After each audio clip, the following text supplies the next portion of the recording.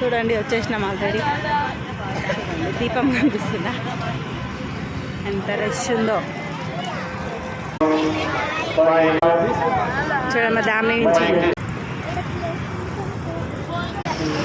గణేష్ అదంతా రెడీ చేసి పెట్టింది. త్వరగా ముందే వచ్చినాం ఈసారి. చూడండి టైం కూడా